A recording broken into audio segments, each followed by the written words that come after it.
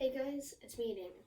So today because there's a lot of people in the Bible, and especially a lot of clans, a lot of countries, I'm just gonna clarify which ones are which. So, like Moses and King David and Solomon and all the kings that you find in 1st and 2nd Kings, 1st and 2nd Chronicles, and 1st and 2nd Samuel. There's not all of the kings are Israelites, Israelite kings. You just have to look closer. Because there are people called Assyrians who conquer Samaria and Israel in 722 BC. So those people come from Assyria. And the Babylonians conquered Judah and Jerusalem in 586 BC. Those people came from Babylonia. Also known as the Chaldeans. The Assyrians came because there's a map here in the back of the ESV Bible. It shows you here. Hold on. Yeah, I've got it. So this shows you the map of Assyrian and Babylonian kingdoms. So watch the key. Then it shows because Assyrian and the Babylonians came from almost the same spot.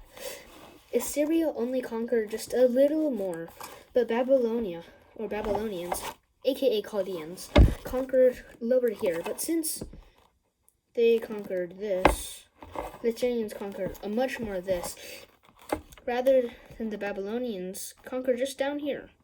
So, in terms that technically, the Assyrians have conquered more area.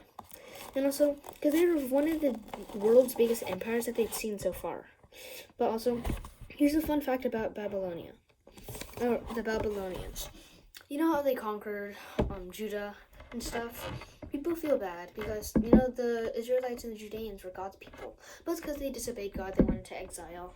But if you don't feel bad for them, Nebuchadnezzar, he was one of the 3 or 2 kings to ever rule over Babylon. Why? Because he reigned for 42 years or something, but then only lived 25 years longer than him. Super sad.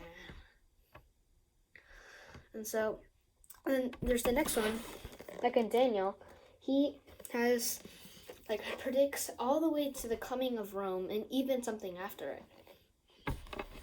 So here, there's Persian and Greek empires.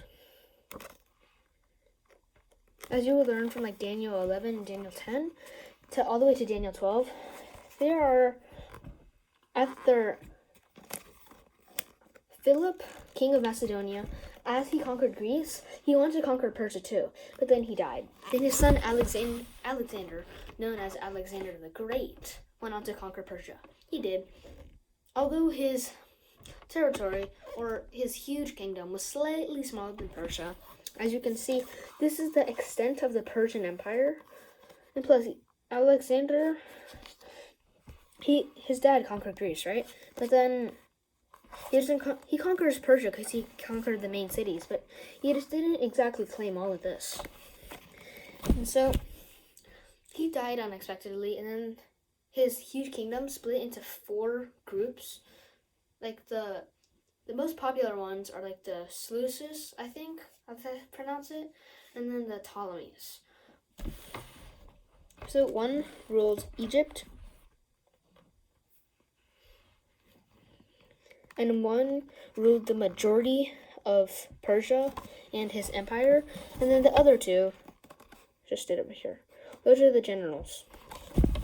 And so then after that, here on the map showing Paul's missions, it shows the extent of the Roman Empire.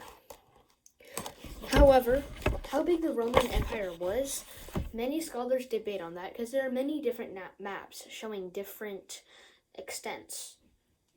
So it will never really be figured out, if only God knows. And there are plenty more in the Bible, and I guess you're just going to have to figure that out on your own. So if you guys like this video, give it a thumbs up and subscribe and ring the bell below.